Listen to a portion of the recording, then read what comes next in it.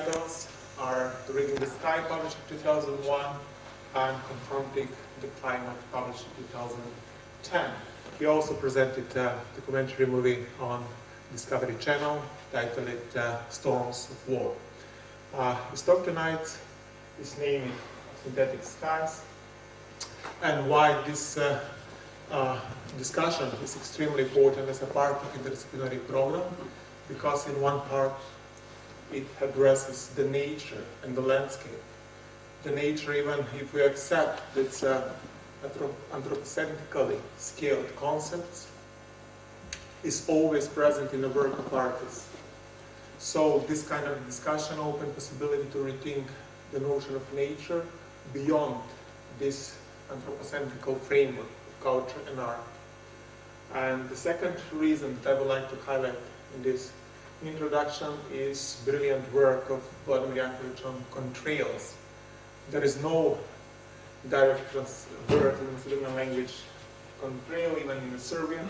So contrails are these white trails behind an airplane. What does it mean? That actually put us in the position to rethink about them, about this phenomena, different aspects from the position of neutrality, or to consider them as a part of environmental violence, and which is most important, that contrails are incorporated in the many artistic works. So artists included them as a part of the ordinary landscape, which means that they are put into the process of aestheticization of this environmental violence. So, thank you. Vladimir, the floor is yours. Thanks for being. Thank you, Tihomir, and thank you everyone for showing up tonight at the top of the hill. The beautiful weather outside, and I'm very grateful to be at the museum here, and especially the invitation of Tihomir and the staff of the museum for allowing me to speak at this fantastic institution, which I had the pleasure to visit with Tihomir earlier today. This is my first time in Skopje, although I've been to Macedonia many times, and I'm extremely pleased to be able to speak about this to you, especially within the confines of the museum and of modern art.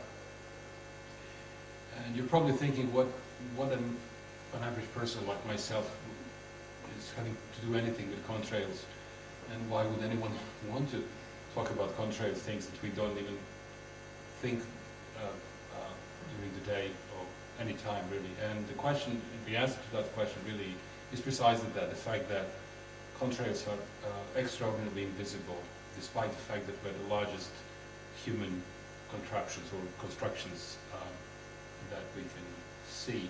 Some of them the length of over 100 kilometers, which you can see synoptically. In other words, you can actually see an object that's man-made of that size. I'll say more about that in a second. So this conspicuous invisibility of condensation trails is a real problem for me. Why is it that certain other elements of the so-called environment are chosen to represent the environmental destructions in a way which contrails are not seen as a problem? Why is it that we regard smoke and smog or hot temperatures or landslides and floods as issues of environmental relevance, when we don't see and consider contrails to contribute to environmental destruction of violence? And the question, of course, is, can we describe contrails as an environmental issue to begin with? What makes an object an environmental concern, and how are risks chosen, to use the idea of Mary Douglas and Moldavsky, how risks are selected? How do we select not to see contrails in the sky, and how do we select to see a chimney smoke in the local neighborhood? I'm particularly interested in the fact that contrails have a very ambivalent ontology, in the sense that they are man-made, they're human-made. So they are a result of technologies of mobility. But at the same time, they cannot exist without the so-called nature. I'm going to use the quotation marks when I speak of nature, so I don't imply a strict dichotomy, as we'll eventually come to see and try to talk more about the hybridity. So why is this ontology interesting? Well, if you think of Aristotle's 4 causes of all things that exist, one of them is the final cause. Contrails don't have a final cause. There is no purpose to contrails. There is a purpose to chair, there is a purpose to the power presentation, there are purpose to houses, there is a purpose to human-made objects, according to Aristotle. But contrails don't have a purpose. They are not made with any purpose in mind, and therefore they do not qualify as human-made objects. For Aristotle, only human-made objects have a purpose, and if something doesn't have a purpose, it should be considered as a natural object. There is no purpose to a tree, there is no purpose to the sun, there is no purpose to the moon. Now, contrails don't have a purpose, but yet they're made by technologies. So they fall into the category that doesn't really exist. So I call them incidentals, things that do not fall into either category of human technological products or purely natural products. So this category, incidentals, used to call them neutrals, is interesting and is worth considering, partly because it reflects on how they are constructed as the so-called environmental issues.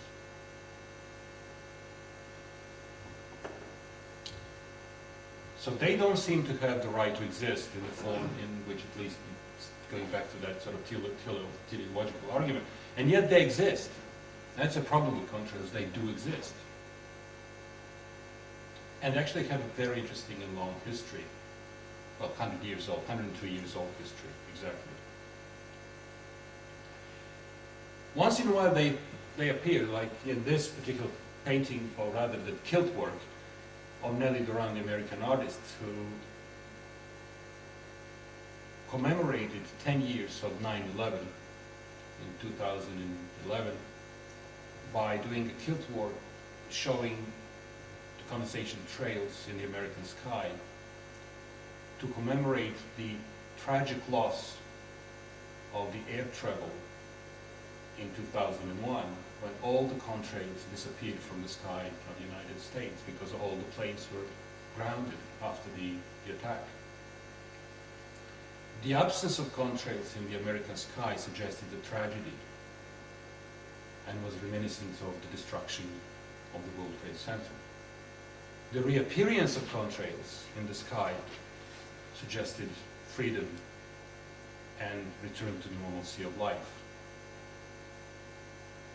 So contrails suggest this return to normality of travel, ability to move, and of course, reclaiming of the space that's associated with the American technologies and global technologies and mobility today.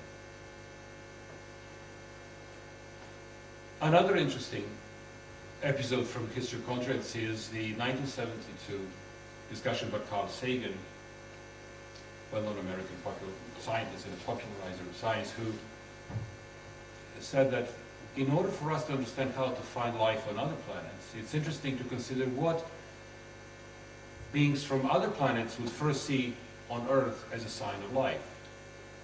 So he published a paper called "Is There Life on Earth?" How would someone approaching there be able to detect life before they land? So he took thousands of photographs made by TIROS satellite, seen on the right-hand side here, and looked at a scale of 100 kilometers by 100 kilometers. And he found that on that scale, there is absolutely no sign of life on Earth. And then he scaled it up and decided to look at smaller scales and came to 100 meters by 100 meters.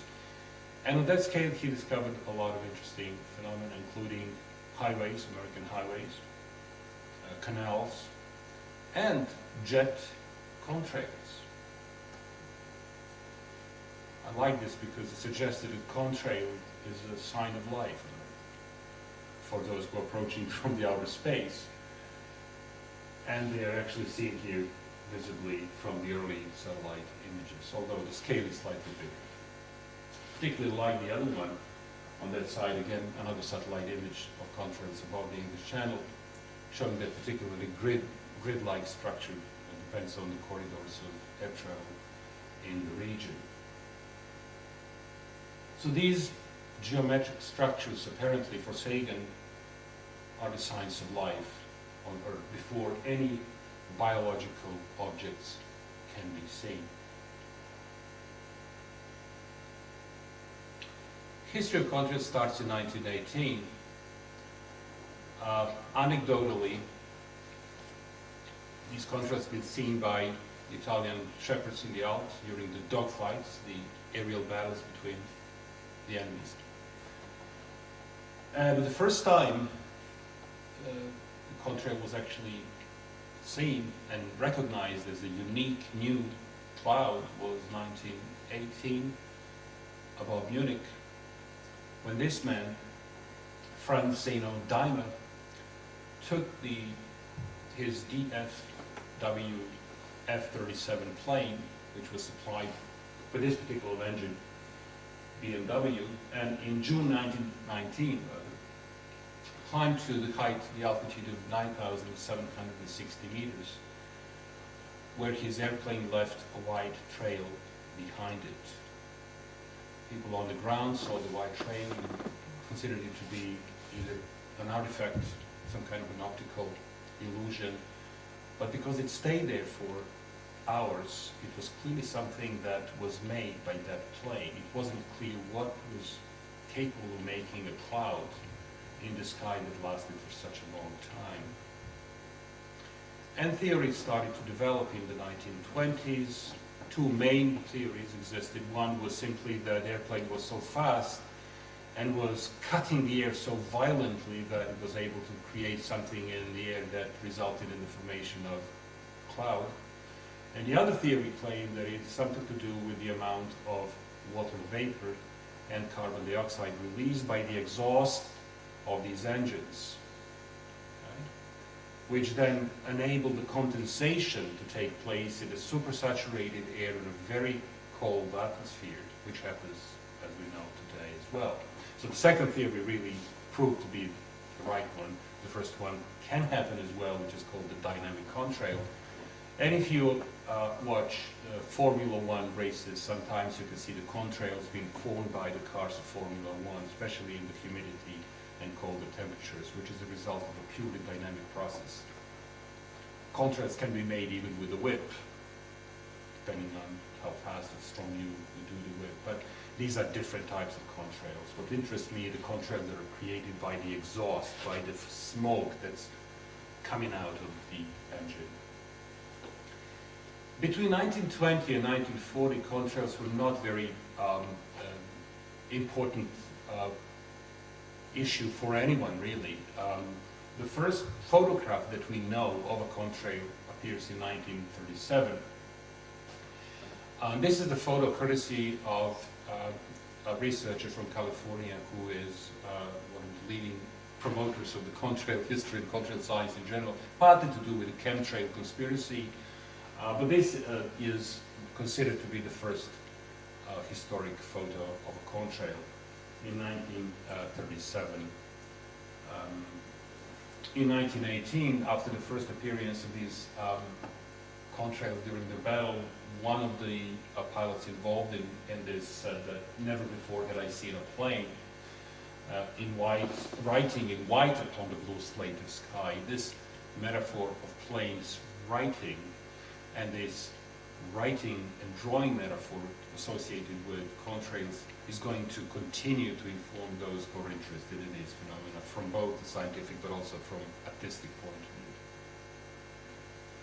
The situation changes rapidly at the beginning of the Second World War, partly because the war machine, both sides, who developed extraordinary technologies of aerial warfare, including new airplanes, capable of flying much higher than before.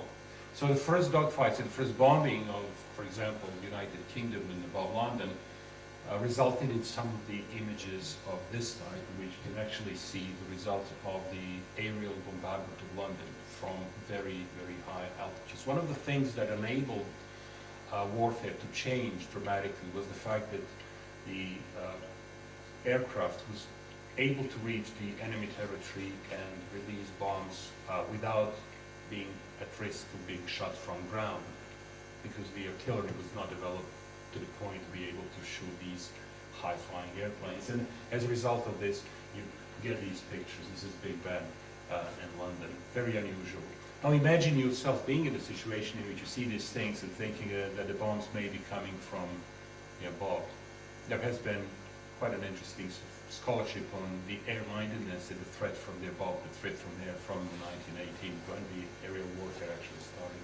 But if you look at more of these pictures, especially as the war was drawing to the end, you get to realize the enormity and the significance of the aerial warfare, and also of the appearance of these striking images. Thousands of these images are now in the archives, in various archives around the world, showing the incredible military power of the aircraft from both. These are the Allies' forces flying in the direction of the European continent, where they released massive amount of bombs, and also the pictures to the right here taken from the airplanes. Now what results from this is very interesting perception of contrails as being at the same time a threat for the enemy on the ground, but also for those who were living in the occupation. The significance was that it signified freedom. So in 1959 movie, The Diary of Anne Frank, you see the family waiting in the attic to be liberated, and the reflection of contrails in the attic window is suggesting the hope and the end of war. So the contrails start to have that signification of freedom and new life and recovery. This is another question that is behind this discussion here for me, is the signification of this, how the semiotics and the semantics of these objects change from the curiosity, from what Georges Bataille called a pure sign, something that appears for the first time, and the public, the individuals don't understand what they see and how they accommodate what they see into their perception of the environment, to having various readings by different publics, especially depending on the historical circumstances in which these happen. And this is what's really interesting for me. How does the perception of these objects change in the public mind? Not simply because of the scientific expertise, but how do we as audiences, as publics, react to what we see in the sky, and what does it mean for us? Especially when we come to the second part of the lecture, when contrails start to appear in the work of art. The first artistic representation of contrails happened during the World War II in a series of paintings by various artists of different reputation and presence in the history of particularly British art, partly because many of these battles were taking place in that area. I'll leave you to judge what you see in paintings like this. One thing that is common to all of them is the juxtaposition between the pastoral landscape of the British countryside and the kind of violence and turmoil and turbulence that happen in the sky. So again, suggesting that the peace has been lost forever. If sky is not a place of serenity and peace, then nothing is. What's interesting in this particular painting, you see a reference to John Constable's painting, The Hayway, which is the famous cart submerged to the right here. So there is a clear reference to the landscape of Constable that has been lost forever due to technologies of war. More paintings similar nature. This is one particularly well known, And most of these are kept in the British Archives and the Imperial War Museum in London and elsewhere. Paul Nash's Battle for Britain, 1941, clearly again showing that particular turmoil, that aggression, that trauma that happens in the sky, that lines that define the place. Richard Urich, again, another war artist with Air Fighter, Portland in 1940, again showing these contrails. What's interesting, in these images, contrails appear in a dual capacity. One, as documents what's been seen above the ground. They have a documentary kind of readerly quality to them, but also have that sort of a symbolic quality to them, as I mentioned with reference to the comfortable place. And here again, the pastoral scene with the cat emphasizing the peacefulness of it, the kind of a feline piece of countryside, again, with the menace of condensation that happens high up, suggesting the end of that piece. What Paul Virilio would call the pollution of distances. Now the distance is gone, and it's closed because it's being populated by technology and by aggression. Science is then stepping into this picture immediately after the World War II, partly because, as you've seen in these images, the problem for the air warfare is the visibility of planes approaching the target. If the presence of the airplanes are revealed by the presence of contrails, then it's easy for the troops on the ground to try to shoot in the direction of the planes. So science first was developed as a result of the military interest to make contrails invisible, literally. And some ingenious ideas were being involved, including the possibility to release a chemical that would make them blue, so that the blue of the background, the sky, and the blue of the contrails were balanced out, so they would become technically invisible, even though the exhaust and the smoke would still be there. The other possibility, of course, was very soon realized that if the airplane flies lower than certain altitudes, the contrails are not formed. It requires certain atmospheric conditions of humidity and temperature to obtain in combination with the smoke for the contrail to become visible.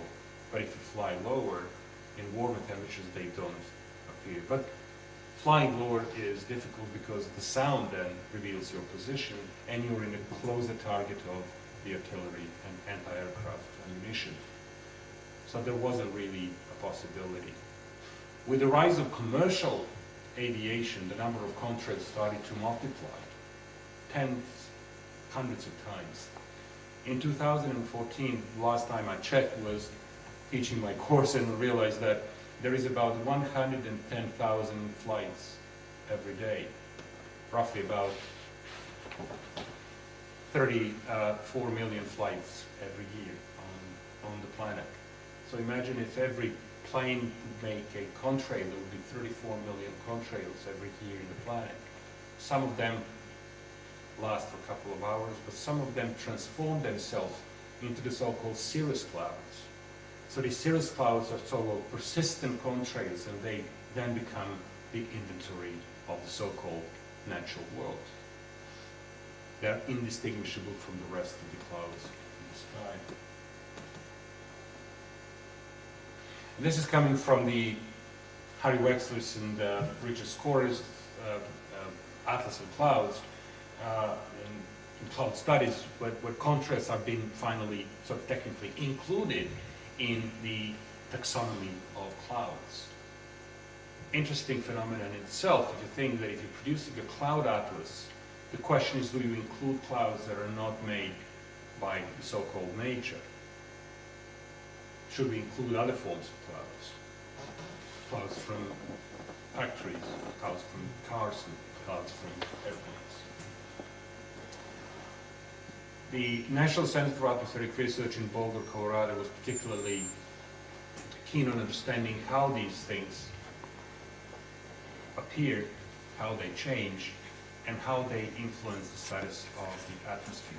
So it's interesting that the military was initially interested in contrails in order to try to eliminate them, but the scientists are now increasingly, during the 1970s, starting to look at how these things actually affect the environment. And this is partly of the larger process of the rise of environmental consciousness. 1970s, the so-called first Earth Day, and from 1972, a number of series of meetings and administrative regulations with regard to environment start to happen. So from the 1970s, we technically live in the age of the so-called environment, and particularly in the developed world. So these are the pictures taken by Walt Roberts, who is one of the founders and the director of the NCAR. And these are actually found in archives during my research at the Boulders Center for Research.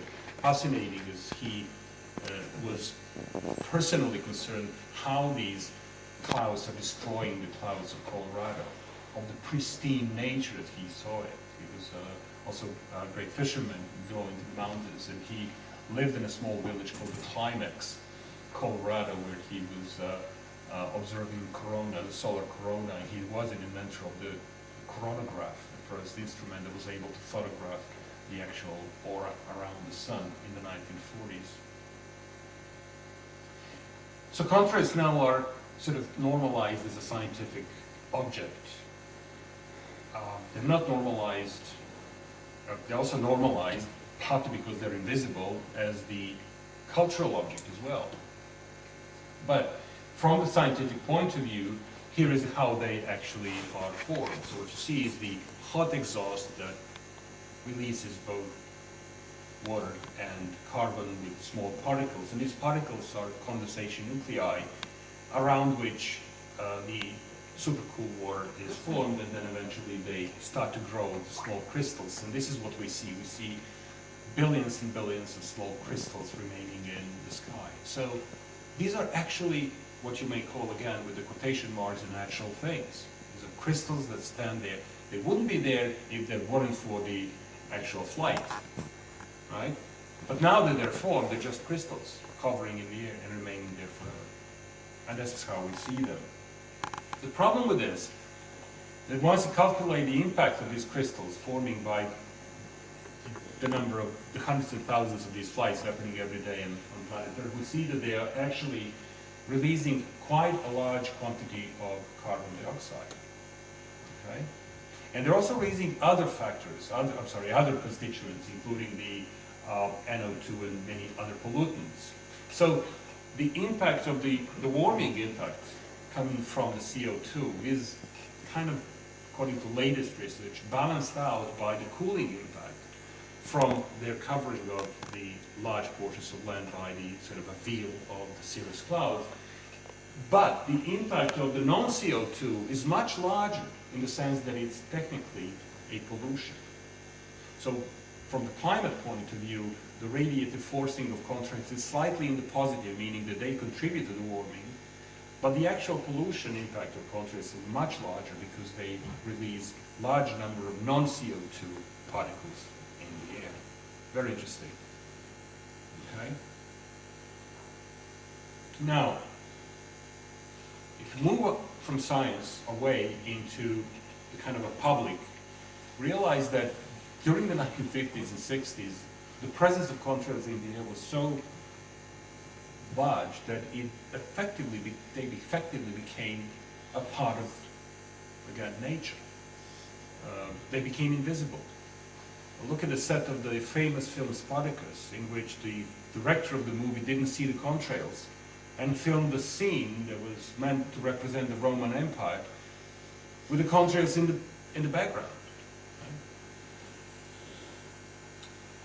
There is a whole, say, community of people interested to find contrails in the old Hollywood movies to prove the kind of anachronistic mistakes that are being made, because it couldn't possibly have a historical movie with the contrail in the background.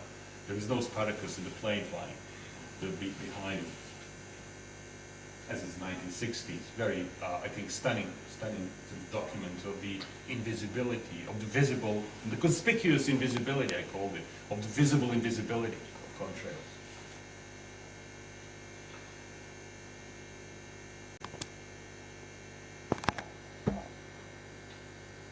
contrails, just to give you a sense of how it looks from the satellite, these contrails between China and South Korea.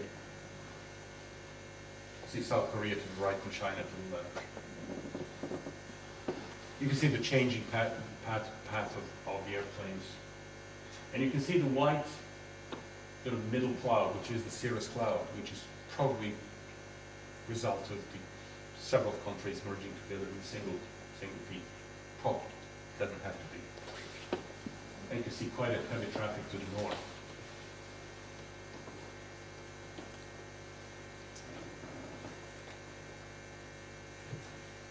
Again, picture from the beginning.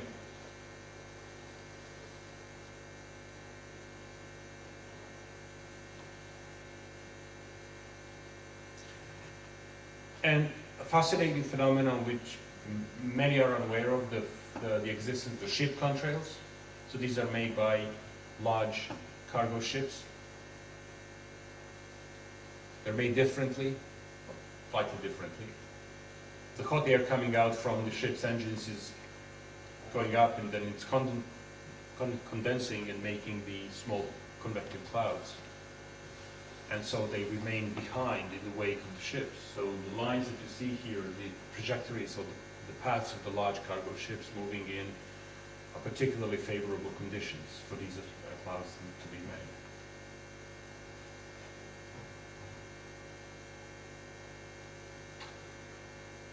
And now we are moving into an interesting direction. So we've seen contrails in the military and science and in general invisibility in the public. But let's move into art and see what's happening there. So 1953, Ansel Adams takes this shot in Mojave Desert in the US, not far from the military installation and the United States Air Force airport, where a lot of these jets are doing daily exercises. Takes the picture of this, the sun in the back of these signal posts and on the rail tracks. They called it rails and jet trails. Anecdotally, it's known that Ansel Adams didn't like and possibly hated contrails. He called them skyworms. Well, what's fascinating about the picture is that you can see this as the first time that someone is paying attention to that from the point of view, at least from the point of view of a photographer, who is interested in contrails not as a kind of incidental in the way in which I described it, as something that is documentary there, but also something that he, at least as an artist, is having opinion about. And this is relatively early for someone to call Ansel Adams an environmentalist. Of course, you can do that retrospectively, but this is something that tells us that they are entering into the entirely different realm of public discourse. In 1977, an artist called John Good, who has quite an interesting career in very different ways of looking at the sky, he developed a series of these paintings, well, not pipe paintings, but canvases covered by a dark ink, when he then cuts and makes incisions, makes wounds in the canvas, maybe this to Lucio Fontana, but effectively producing something that he calls the Sky Series. Reference to that is possibly a contrail, but it doesn't matter whether he thought of them as contrails. What's interesting is that these kind of inscriptions, these cuttings into the canvas suggest a very similar process that takes place for other artists when they start to regard contrails as something that intervenes and something that cuts into the surface of the sky. We'll talk more about that in a second. And then there is more. There is now, I wouldn't call it a genre, but there is a number of artists around the world, contemporary artists, and I couldn't possibly put all of them, not even a minor portion of the people interested in representing contrails in art. And you find different ways of doing that. Some of them specifically dealing with contrails, some of them in a more incidental way, like Jonassen's picture here. But what really is interesting here is that contrails are the main object of sight here. They're not incidental to other things. There is an insistence to show them. There is an insistence to show that they exist in a way in which they didn't exist for many, many decades for the public who didn't recognize that existed. They did recognize, of course. I'm not saying that people were unaware of that, of course. But the sort of inevitability of their existence didn't necessarily mean that they should be considered anything relevant for any kind of cultural consumption. Now we have them entering into cultural consumption in these forms. One thing that really strikes me is who are the audiences of this for this art? Who is interested to see contrails represented in art, and who would find them, and how would people find them if they start to perceive them as objects of art? And that's an open question, and I have a couple of possible suggestions as to how they're being read, or how they can be read in that. I'm particularly intrigued by the work of this man, Bill Dawson, who developed this during the 2011 here, where he effectively wants to use 4 small jet planes in New Mexico desert to give them the flight plans and to fly them simultaneously at a contrail altitudes, producing a 1/10 of a degree of latitude and longitude at a height of about 10 kilometers above the desert, so that these contrails can be seen from the ground using airplanes as a drawing tool. He explicitly called them the drawing tool. And partly because he's also a pilot, environmental artist, he's done a lot of work that involves geophysical processes, both that he's worked in New York City for many years, but then he moved in the south and southwest and decided to work on creating these contrails as a temporary pieces of art. This project, for which he wrote a proposal, didn't get funded. Whoever he sent it to didn't work out for him. But he did produce a simulation of the idea here, and he, on his website, develops the full program of how these, and what the purpose of, in his mind, of these contrails was. One thing that he mentioned is that the contrails are now able to give us the sense of space and the magnitude of the planet. If this is 1/10 of a degree, then there is 12 million of these squares that need to be put on around the Earth to cover the whole surface, which is kind of allowing us to perceive the size of the planet.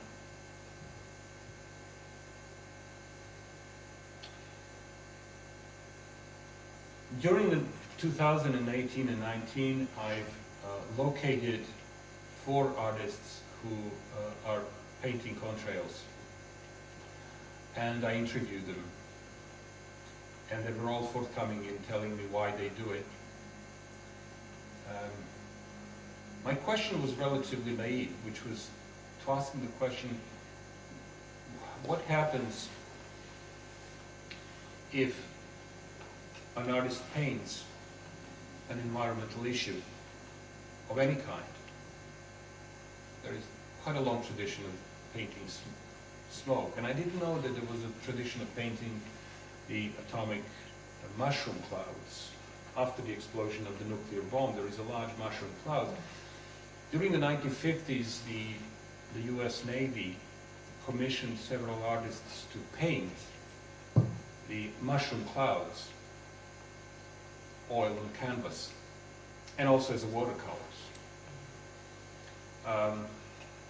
During the 1990s, American scholar has written a paper called The Atomic Sublime, suggesting that the Navy and the government was hoping to use the conventional painterly techniques and to domesticate the presence of the nuclear bomb in the American public, which I think is going one step further than what the Army wanted to do. But clearly that the mushroom cloud became a subject of artistic appreciation is a significant step in thinking about the so-called environmental issue being a part of the artistic representation. So when I approached these 4 artists, that was my initial question. I discovered that they have very interesting views about that.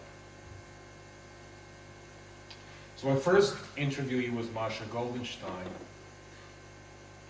who produced this work of the so-called 50 contrails. 25 centimeters by 25 centimeters oil and canvas contrails. Some of her clients were pilots who wanted to buy them. I asked her who buys these things. She said pilots and other people who love flying, and many people who just like the fact that this looks so interesting, intriguing. There is some abstract quality to them. She says that one of the things that she particularly liked about them is the fact that they appear and they disappear. They have different width, different lengths. Sometimes they cross. Okay? And she explicitly mentions that they are some kind of a writing on the sky. She calls them, they're kind of a contemporary graffiti made by a human hand on the space and on the sky. And she likes also that kind of an abstract quality to it. So when I asked her, well, did you ever consider that the fact that they are a form of pollution? So can I ask if you are painting pollution? She said, no, I don't think that they're pollution. I know they're pollution probably, and that's the case, but I don't want to consider that as an important issue when I present contrails. So my next question, of course, was for all of them, well, by normalizing these phenomena, are we also normalizing the environmental issues that comes with them? And that's a very difficult and different question, which applies to many other forms, including the land art as well. So she said the contrast suggests a tension, she says, between the softness of the sky and the harshness of contrails, a kind of roughness, almost like a sketch line instead of a smooth line. Creates an interesting tension. I see one finished contrail, then behind the sketch in the making. So I started thinking about them as drawings, see them as a kind of contemporary graffiti. Right? And so that we stopped there, and we continued discussing this after I interviewed other artists. The next one, and these are some of the works she's produced for that series. The other artist from Salt Lake City was Susan Mako. She's interested in nature making marks. So we look at her paintings. She's done a large opus specifically on wood, on geology, and on contrails. So again, the juxtaposition of something that we consider to be natural or man-made, rather than nature-made, so to speak, something that doesn't have a purpose, such as the rocks here, and something that also doesn't have a purpose but is not made by so-called nature, something that is used by technologies, juxtaposed against each other. Seems like they're suggesting a different type of ontologies, but in fact for Makov and other artists there is no difference here at all. These are all marks that exist in the visual field. Just as I've included things such as highway markers and other evidence of contemporary society, contrails transform a traditional way of seeing what is considered to be scenic beauty of landscape. My work is about making small details of the land visible, whether organic or man-made. Again, there is no interest in ontology, and there is absolutely no interest in the fact that what we see here is a form of pollution according to scientific and according to the public perception.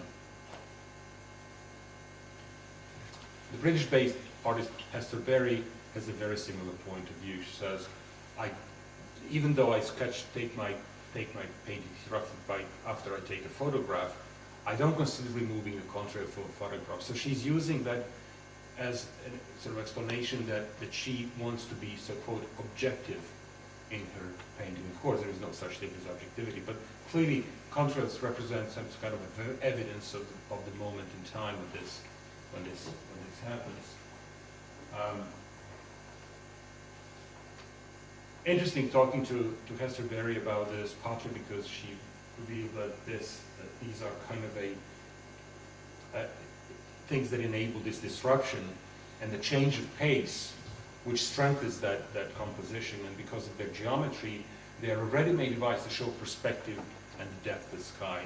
Very similar to Dawson's idea that seeing contrails can actually give you a sense of the distance in space.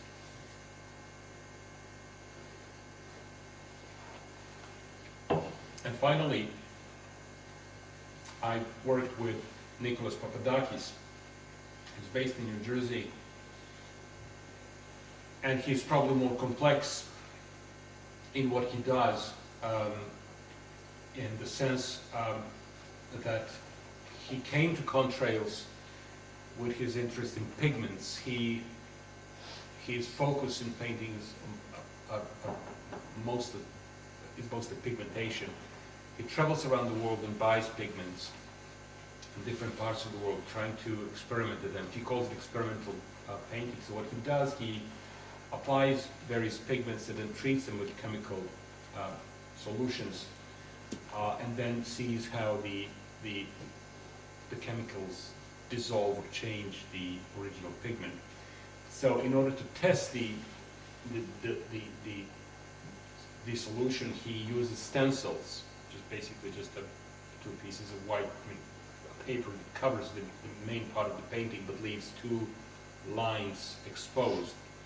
And then he brushes off the pigment that's been dissolved by the chemicals, and you can see that it reveals different colors along the line of these two stencils. So when he saw these two lines, he said, it's interesting, that looks like a ground, background of an earth, of some sort of a relief in the background, and this looks like a contrail. So he added a plane, which is interesting that he didn't want to leave these two lines by themselves, but he made a figurative painting out of this, which could have been something very different. So I asked him again to continue talking about the airline industry and the contrails in general. It turns out that one thing that he sees in contrails is he loves flying, and he thinks that the existence of airplanes is probably a temporary episode in the history of civilization, that depending on what happens to the environment, they may be entirely banned or replaced by something that's not going to make any contrails in the future. So maybe contrails themselves are temporary. So what we see here is a kind of historical document of a period in which these things could exist and did exist in this form. So these stencil contrails for him are a reference book of pigment's identity. So they're a tool of exploring the powered pigment process, which gives me the insight into the fractal self-organizing and emerging patterns in nature. So this is his real interest. But effectively, this turns out to be just in this particular picture, in the previous one, picture of a plane flying across a large relief here. And seen also from a different perspective, rather from below, it is seen from above. There's a series of contrails that he's produced in this way. So I want to come back to thinking about what these things mean. One thing that he also said, including all the other artists, is again a very little concern about the fact that this is an environmental issue. My research in looking at the contemporary land artists and other artists dealing with similar problems, such as The Wasteland by Hansen, has revealed a similar interest, with a split between those who don't want to succumb to aestheticization of something that is known to be bad, to those who purely use the formal approach and say whatever seems to attract the sort of appreciation and sensibility is worthy of representing in any form of art. I say this partly because there is a large portion of contemporary art that is specifically becoming didactic and trying to convey the message of the environmental damage that's been done to the planet, including the melting snowman on the steps of the Berlin Museum some years ago, to various other interventions in the art world which suggest what the world is doing to the planet, and trying to raise the awareness Right? What these artists are doing is they're not trying to raise any awareness.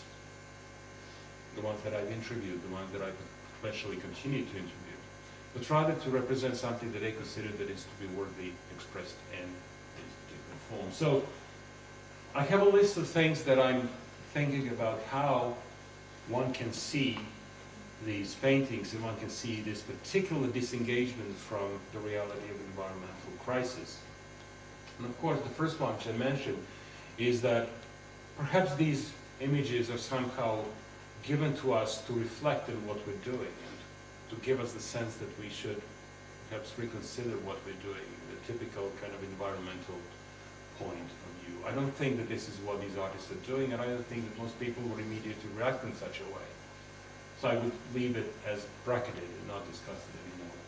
The second aspect which I found in this, particularly looking at the other art related to spectacular objects of nature and non-nature, is the interest in voyeurism and spectacle. There is something intrinsically spectacular about the objects that are considered to be the largest man-made objects on the planet that could be seen synoptically speaking. You see these white lines stretching for tens, possibly hundreds of kilometers.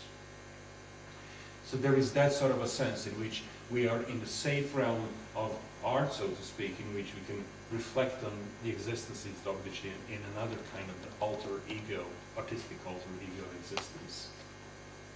One of the readings that I particularly thought were plausible is the possibility that representing these objects is a form of sarcastic intervention and irony, suggesting that we should perhaps enjoy and experience some form of sensuous sort of reaction when we look at these things, whether it be a revolt against the existence of, or whether it's a vicarious pleasure of seeing something so absurdly artificial in a place which is ultimately purely so-called natural. So this possibility, this is a sarcastic reference and commentary to what we're doing, falls into the didactic sort of category in which we assume the difference between the two realms of existence, one, the so-called nature, which we kind of realize doesn't quite exist, and the other one, which we also consider to definitely exist, which is the human-made world. The reading which I have here under the acquiescence and normalization is the one that I posed to my interviewees and asked them if they thought that their art is effectively creating a sense that this is normal and that it can be represented in a similar way in which the American artists and painters represented the nuclear mushroom clouds and many other forms of industrial pollution since then, including the American artist Lawrence Jide, who's done quite a good, interesting work on these elements. I'm not sure how the audience would see this particular reading and whether people would believe that this is what's been done here, but certainly this was not the intention from those who I interviewed. And this also comes as the aestheticization of the environmental destruction. This has been particularly noted with regard to the large aerial photography of the wasted landscapes of North America, showing the degradation of land both by agriculture and industrial processes, whereby the artists are effectively, in a way, siding with the environmentalist gaze, and rather than seeing the devastated landscapes as aesthetically interesting, they used them in a provocative way to suggest the devastations being there. But there is a debate here whether this is what one sees in them or whether this is something that one doesn't see in them. I want to focus a little bit about the question about the middle class culture of the Anthropocene. You're all familiar with the Anthropocene. It's being recently debated in various forms. The term was coined many years ago, but was it Paul Crutzen, I believe. But clearly the idea that exists since the 19th century. I usually quote to my students Marx's 1864 comment that there is no such thing as nature for many years now, if there ever was. The idea that the human agency is now on the geological scale and therefore is present here.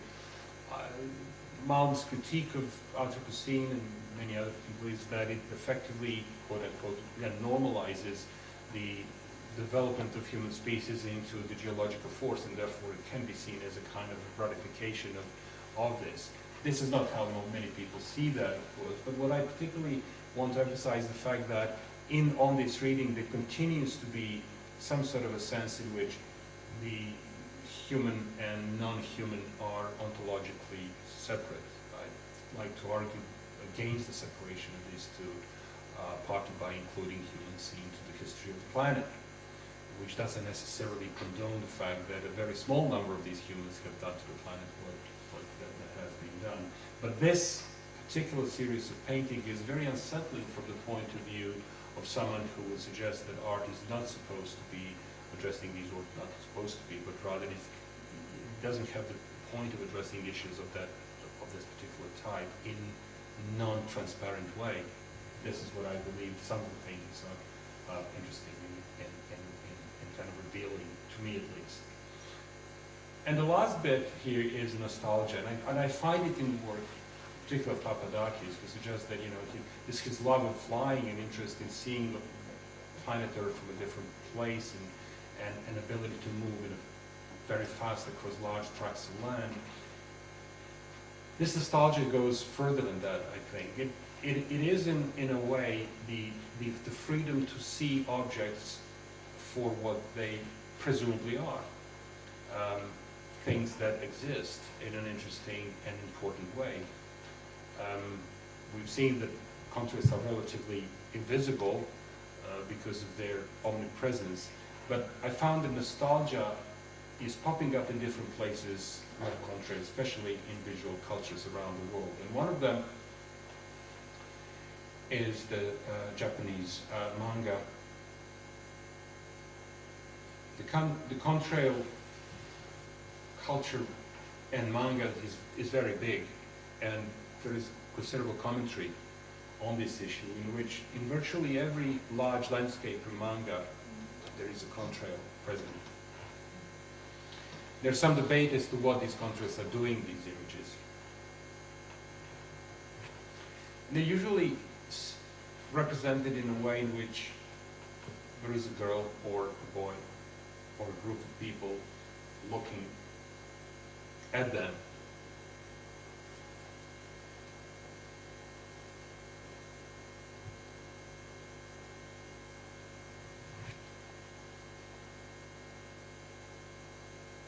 I see is a sort of a pristine purity of a moment in time, in which any reference to anything that we've seen coming from science is being entirely eliminated.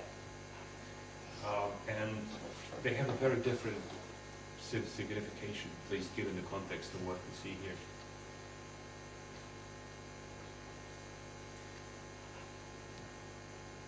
And this is my last reading, and I would like to stop on this image here, reflect on what we've seen in the previous ones, potentially open up further discussion.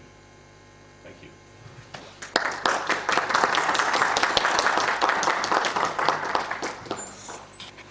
Thanks, Vladimir, for this impressive talk. So, questions? Шања, мислам, може би на македонски и српски сега да кажам. Сега може да ги поставим.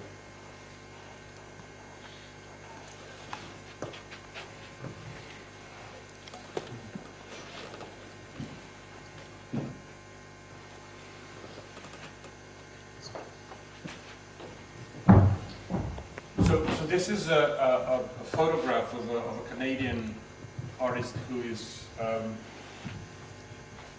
intentionally making reference to Ansel Adams' famous picture of Yosemite Valley. Right? Sorry, I have a question. Yes. Here. So, what were you actually expecting to get as an answer when you asked the artists? What was your... because they create art, so sometimes it's an expression of their feeling, or it doesn't have to have an environmental purpose. So, No. what were you actually expecting, or was it just like observing their intentions? It was, exactly, that's the question that you asked was the question that I asked myself at the beginning. Of course, I didn't expect them to say yes or no. I was interested to find out why they're doing what they're doing. That was my simple question. Why choose to represent something that, like any other object? If somebody's painting the urban scene, it would be interesting to see why somebody's painting the urban scene. Of course, they would say, well, that's my choice, right?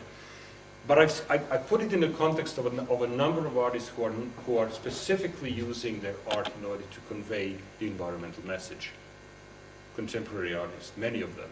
And that was one thing that I recognized was the backdrop of my question to these other artists. And of course, for me, it was obvious that the artists showing contrasts are not trying to be didactic. It was clear to me that it wasn't trying. So the question is, for me, it was an opening up some sort of a freedom of art to not be part of the environmental discourse. I wasn't expecting to see these artists to tell me that what they're doing is to be sarcastic, ironic, or to kind of suggest that they're, it's a commentary of the tragedy of the world. But I was looking for the ways to find out in which way someone in the 21st century cannot be an environmentalist.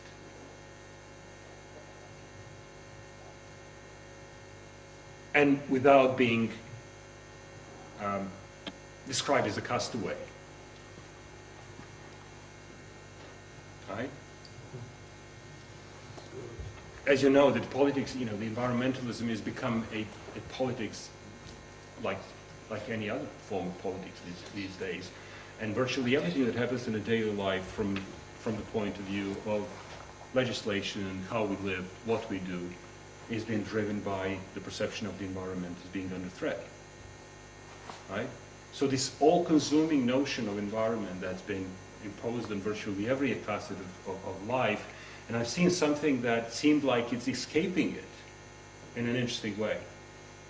And I was wanting to hear more about this. And what I basically heard was that, as you say, the art is immune to that. That it's my personal preferences to what I choose to represent in my work. Personally, perhaps these people are environmentalists just like anyone else, right?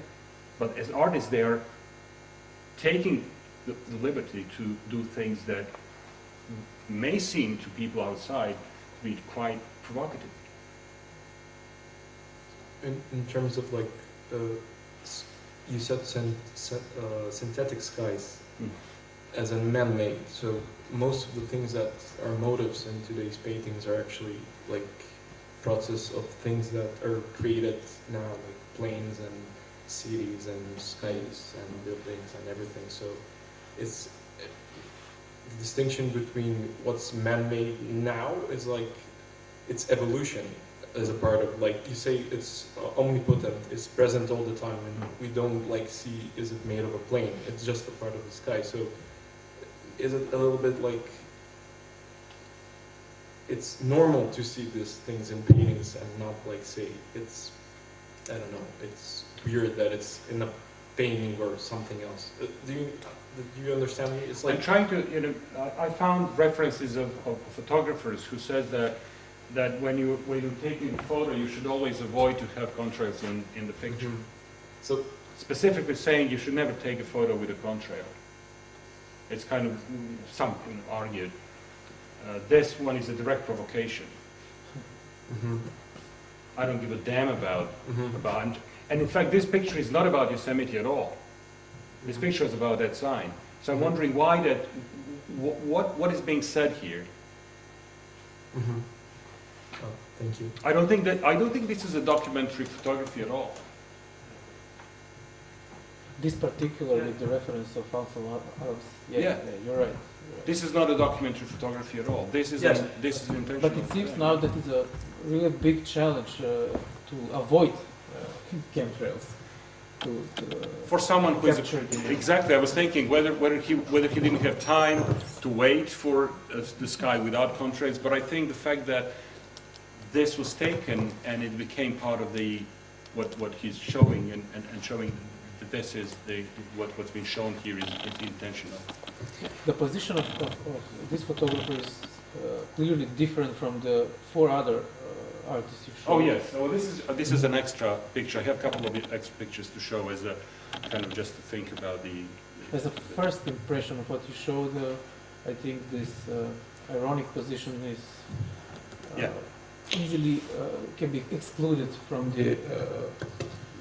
I was asking myself, what do they think about this ethical position Mhm. and how they easily can be blamed that they're normalizing this pollution because they are just simply fascinated probably Yeah. by the Yeah. forms and Yeah. Okay, I want to join on this discussion with your mentioning that the photographers are saying avoid contrails. For example, why? Because of course, especially in this case, we have a technique used in mass media to every art is an accenting of a message. And there are certain techniques used in mass media or applied arts, like applied photography, journalism, and visual arts, the same. For example, here you have the contrast, the visual contrast of a concept saying I am nature, the lower part, and then the upper part, just those 2 lines saying I'm Anthropocene, I'm artificial. And when you have these 2 opposite concepts, they're auto-accenting each other. The nature says I'm more nature when I am surrounded by artificial, and the artificial says I'm more Contrast, artificial yeah. where I'm surrounded by more nature. That's why probably also photographers would say avoid contrails because they will be too powerful. They will say they will be too evident. They are visually evident because all the image is organic lines, and then you have one line which is more artificial, more geometric. For example, other things the other artists which you mentioned that are painters, I would exclude them from the general field of art. They're very low in how much they know to accent a message. There are a million times stronger ways to accent a message than with a painting with pigments. There are artists, the most famous artist in the world made a show as a part of the most important show in the world, the Venice Biennale, which was whole made of sky drawings or contrails 10 years ago. And there are several art exhibitions who are done with what you call contrails. Some with drawings, some with texts by the most important artists today. But for example, I would first mention about this accenting of images. For example, architects today use they make a rendering of a building, but to make the image more interesting, they put a balloon in the sky, they put a contrail in the sky, just to make the image more interesting, more provoking, which will attract the viewer's attention.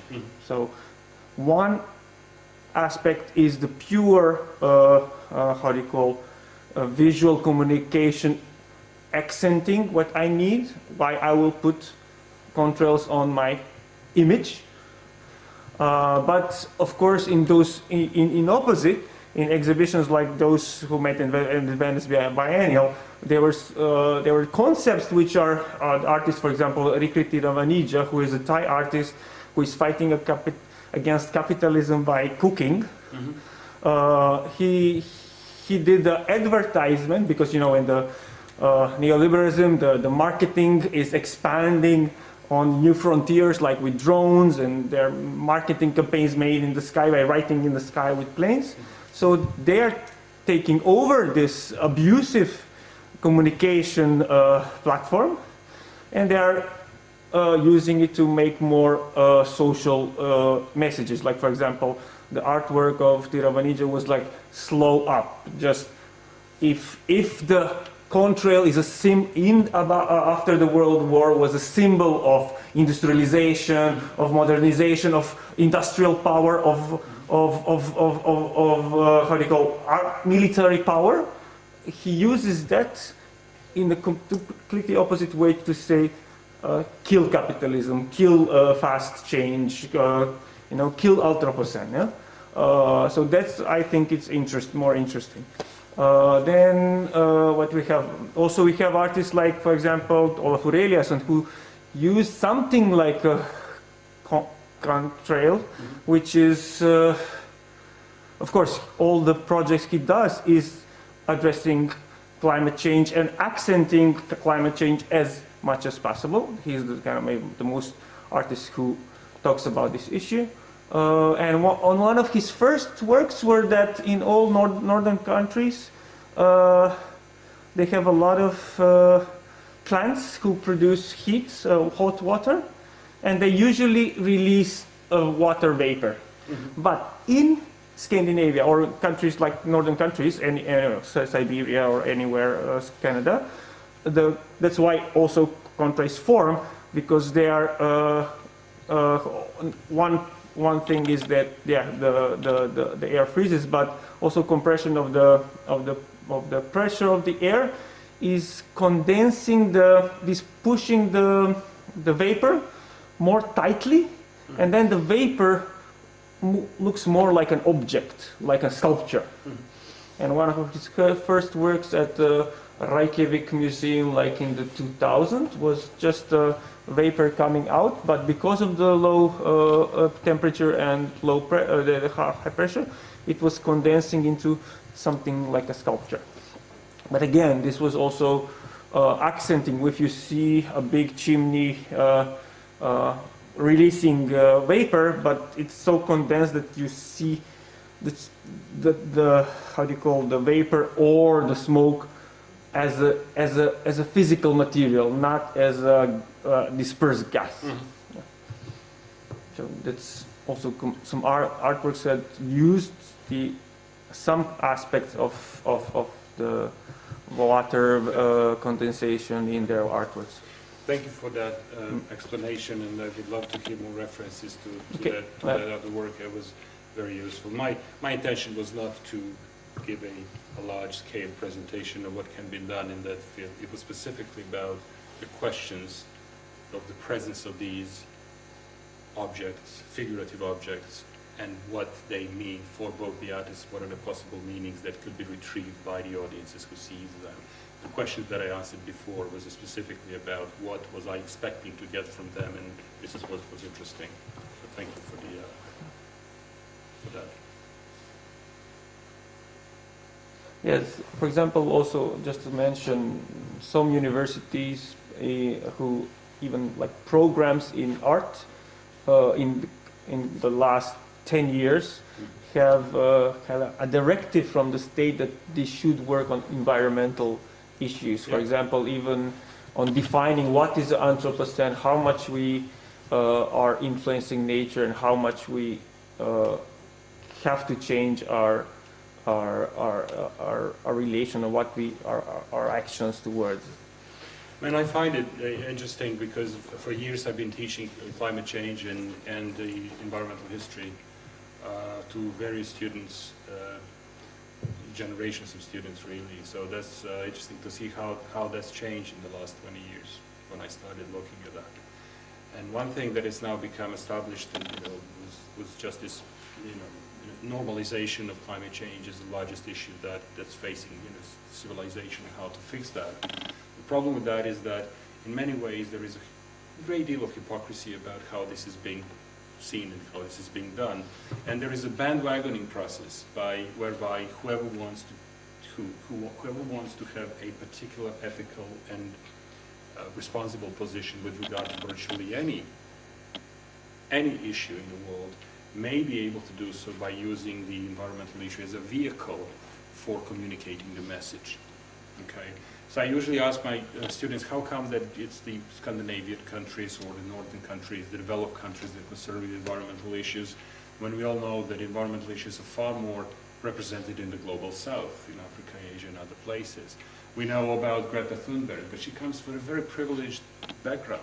She is a Swede with, strong sort of a background in kind of a both national, but also in kind of a smaller scale, social. But how come that we don't have the environmental activists coming from places like Malawi or Mozambique? Yeah, but I think That's this a very important is purely question. economic, because I think the people who have resolved their other problems like corruption, like we have here, Exactly. or any political Okay. problem, can dedicate move their to- resources, Exactly. money, and dedicate their time to think about this problem. Precisely. We from the south have to dedicate ourselves on a. I cannot think of sustainability, because even if I built a sustainable house or whatever, we have criminal government that will destroy my sustainable house. So it's Absolutely. I mean, it's the environmentalism, as you say, is a middle class issue. Yeah. And it's become, veganism, which is now a big phrase among all of my students are vegan. Hundred of them, all. And they feel guilty if they've ever eaten meat in the past. So we're talking about what is veganism? It's a middle class phenomenon in a developed country, which is based within, framed within the context of the protection of the planet. Yes. I would like to ask a question about the background, maybe the social background of all these artists that you were. So depending which one, the ones that I interviewed, 4 of them, 2 of them were academics and one of them actually continues to have affiliation with the academia, right? Papadakis was, I think he has an art school and he decided to work as an independent artist in Jersey. Susan Maka was in academia, she left. Marsha Goldenstein was a self-made artist with an art school and she lives in, I believe, Tennessee, right? And Hester Berry has an art hill. So they all come from a relatively, I would say, middle-class background, educated, white individuals with access to the information. So there is no sense that they're, not part of the environmental sort of world and issues. I ask because all these artists, when I see all this art, I don't see in all these artworks, I don't see any questions. Nobody from the artists seem to raise any questions. They don't ask questions, apparently. As an art, they just see art as a visual thing, I think. So they express it only and strictly visually. And for the artist to be an environmentalist or activist, the artist must ask questions, must question all these things happening in the sky, right? So what is lacking is a question. What is it? Why is it there? Who made it? Why? And such questions. And maybe have an analytical approach to all these structures in the sky, and make research about them, and then have some attitude towards them, if you understand. Absolutely Yeah. understand. This is precisely what's been at the. This is precisely the opposite to what these artists are doing. And that's why they're so interesting. Yes. So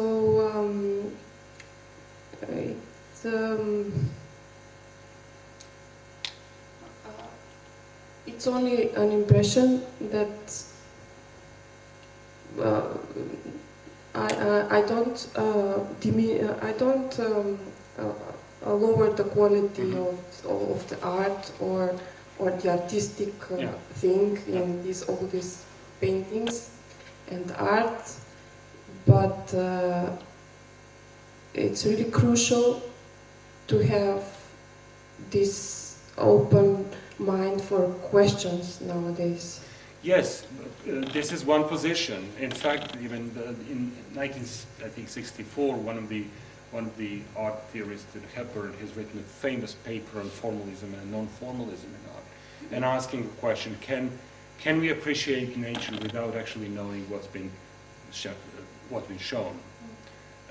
Should we know more about what we see in order to appreciate it even more and not raise the question in the form that you're asking? And formalist says, no, I don't want to know anything. I don't want to know anything how this is thinking, you know. And all of my artists are pure formalists, right? They don't want to know anything about them. They probably know, but if they felt that knowing these things and trying to raise question in the way you're suggesting, and many other artists would compromise them as artists. That would entirely compromise their idea, regardless of the quality of art. That's what I'm not interested in, how people will see that as you pointed out, that they're, not strong or not giving the message. I'm interested in that particular sort of I wouldn't call it blandness, but kind of a disengagement, right? So all of my students are engaged. I'm fascinated by the fact that someone has continued to be disengaged, coming from white, from the educated, from the developed world. And these people are not bad people. No. I was judging. Of course, I mean, when we say bad, I say in metaphorically, we don't go out and say you don't believe in climate change or you don't recycle. These people are doing all of these things. The environment is completely normalized. It's part of the DNA.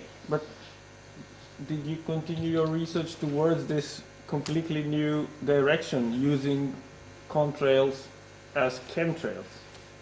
That's what I'm doing now with regard to the aerial land art. Similar, I'm speaking now to Lawrence Jipe and to David Maisel, who Maisel has done a lot of drone images of Syrian conflict. And Jipe has done similar things. They're using drones to go into the military areas and take long films and pictures of these devastated areas. And the question is, what is being done here?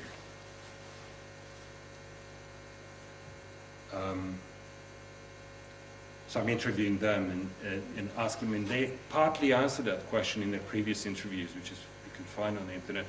Why is it important for me to see a devastated landscape in Syria or in Ukraine? But how do you connect this with the contrails? And a similar form of destruction, in form of destruction.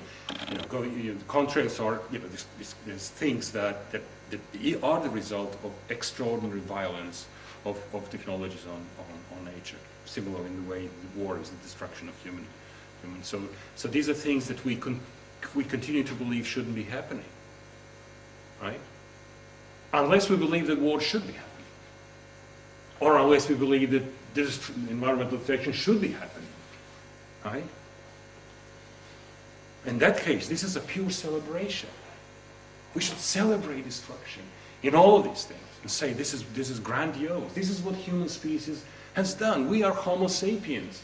We have ability not only to destroy every other species on the planet and the planet itself, but we're now expanding into other planets and wish to go there. So why not, rather than hypocritically go around and pick the plastic bags and pretend that we're pretending, why not live the Homo sapiens life to the full? Why not?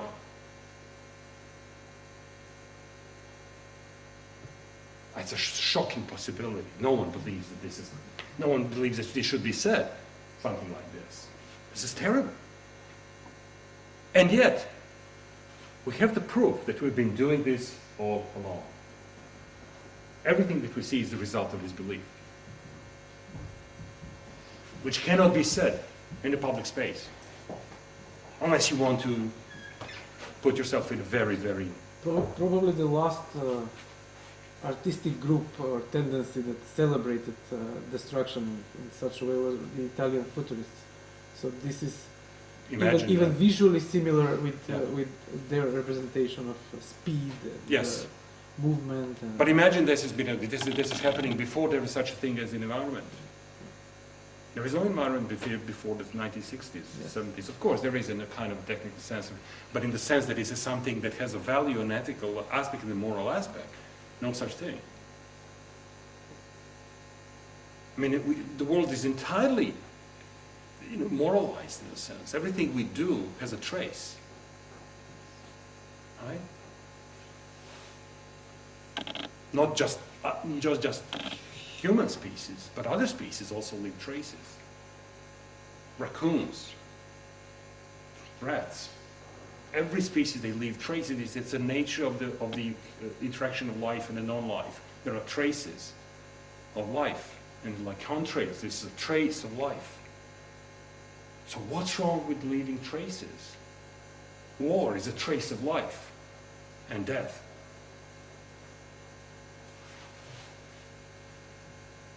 So the question then is, the really interesting question is how one can be an environmentalist, given the proof that we cannot be environmentalists.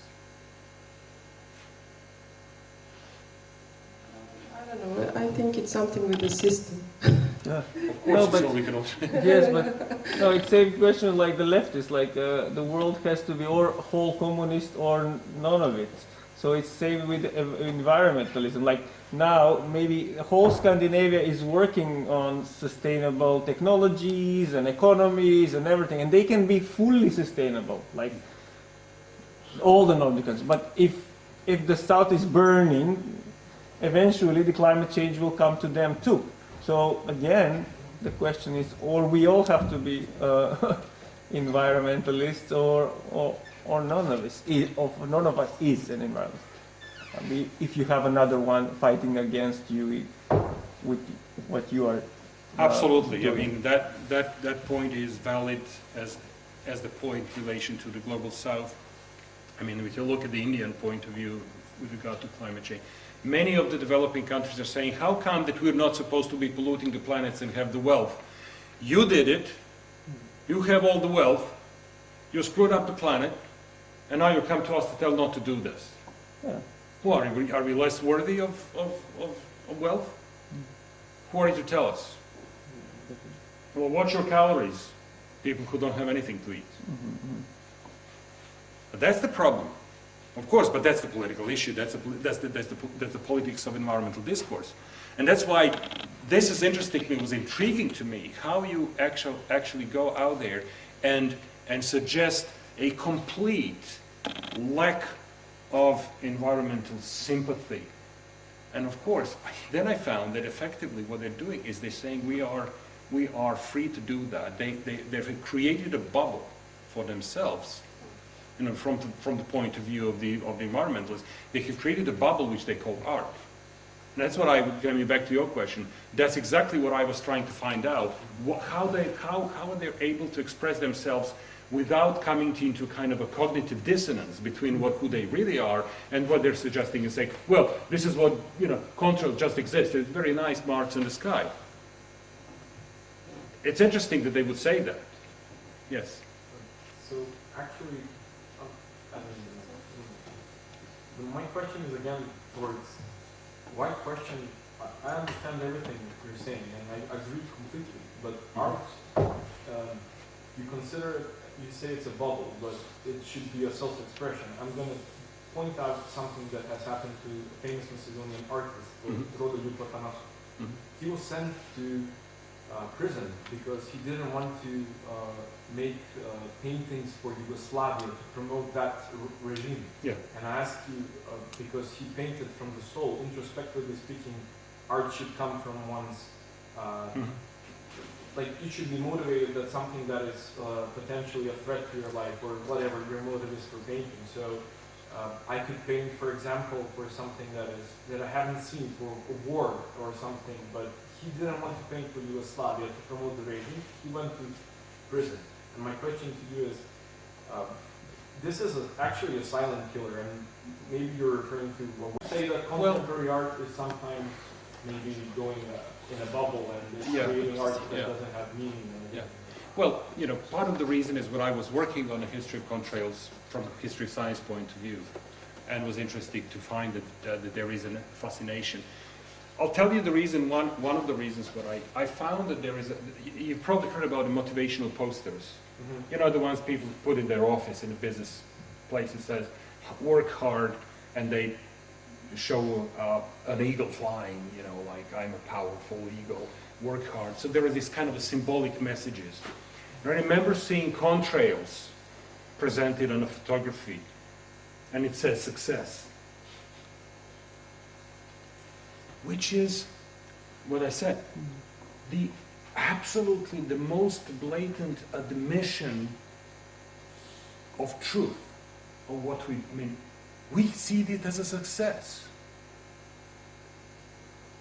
When a city is destroyed in the name of politics, it is a success of that politics, isn't it? It's not a failure.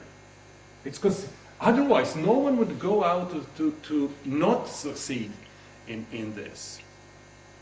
I'm using stark examples, but no one does something destructive in order to prove a failure. Right? But sometimes it's intentional, sometimes it's in the form of traces, unintentional traces. So when I saw the picture of contrails on an atomic bomb and said success, I'm thinking, is this something that I agree with? Or is this the world in which we all agree with this message? Would you agree with that? You would say, no, this is a failure. So I'm trying to understand how come that there is a large group of people who are morally righteous in saying that using nuclear bombs is failure, and then a number of people who are buying motivational posters with contrails that are suggesting that this is a success. This is just a matter of scale. Yeah, but depends. I think it depends on how deeply they are educated. For example, if you think about that, sometimes, let's say, the eagle, or a lion is a symbol of power because it's the eagle or the lion is the most powerful animal in the nature, apart from the human. Yeah. And usually, the metaphor of power is connected with eagles and lions. Similarly, for example, if for example I do this anecdote, we did a couple of lions on a bridge here in Skopje a few years ago, and to show the national power. And of course I say, okay, today you don't need to put lions on a bridge. Of course, in Mesopotamia 3,000 years ago, the king should put 2 lions on the entrance of the city as a metaphor. If you're bad, I'll throw you to the lions. But today you put an airplane, for example, a military airplane at the airplane, so when tourists come, they see this military airplane to just associate with the national power or military power. In this case, with this success and contrails, is that contrail reminds you of an airplane, and an airplane reminds you of, for example, higher social economic status, like, or I will have enough money to travel around the world, or I will even be so millionaire that I will have a private jet. So in this lower grade of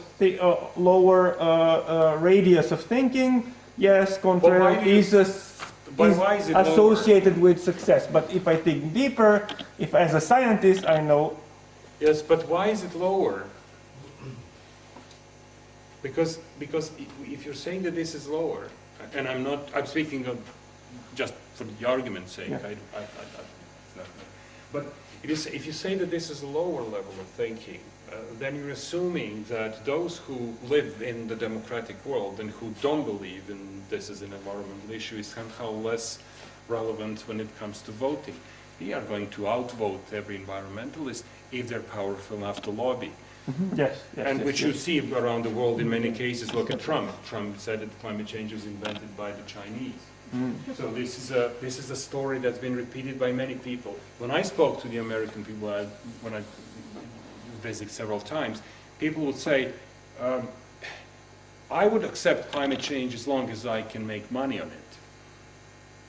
I don't care about whether it's climate change there or not. And I consider these people to be highly sophisticated, pragmatic politicians, and who will be probably able to manipulate large number of people much better than environmentalists. We had Extinction Rebellion in Britain who was burning things and gluing themselves to and they have actually created a backlash, a negative vision, because people are getting upset. They stopped the train in North London, people couldn't get the job. People like you and me who are actually have to pay their money in Lidl to be able to eat. They couldn't go to job because of the environmentalists who have no jobs decided to stop the train. They created a negative image for some people. For many people they didn't. So there is a polarization now of people who are seemingly kind of a middle class, who know, as you say, who have a bigger picture of the world, who understand what's happening in the world, who go out and create havoc in the daily. And then there are people in Tupana the other day when I saw people who are using horses, which is the most sustainable form of transport, by the way. Right? Why not just move to horses and make it the place, the whole world a better place? Right? No, we have to use electric cars because someone has to make cash on it. Well, partly. Then, sorry to Yes. interrupt like this, then animal activists would... Yeah, of course, I mean, you have various other options. I mean, there is a whole, possibilities. People who, particularly with the excrement, the horse excrement. I was thinking today about the whole issue, what's going to happen with that. And I think Christina was suggesting there should be some kind of a special contraption in the back of the horse that would collect them as they run, so they wouldn't be necessary to collect from the street. So there's a whole industry behind introducing horses as a sustainable form of transport. And countries don't, they don't leave any contrails, by the way. Funny, but I mean, that's if that's what really was driving this idea. So it's not about contrast per se. It's about the ability to disengage environmentally on the level that I was trying to be interested. Because scientists, this is disengagement, which is not coming from the lack of education, right? But from a different reasons. And yes. Go ahead. So who benefits from this? Who benefits from this disengagement? Exactly. Well, That's the question. I don't have the answer. It's an interesting question to start to think about and to theorize. Are you the first one who is questioning these things from the visual aspect? Say it again. Are you the first one that you're questioning these topics from the visual aspect, because from the aspect of sonic ecology, these topics and questions are arised in the terms of field recordings and sound art, because it is rarely that you can find a spot on Earth that you cannot hear or you cannot record a field recording without hearing the sound pollution. So, but I didn't found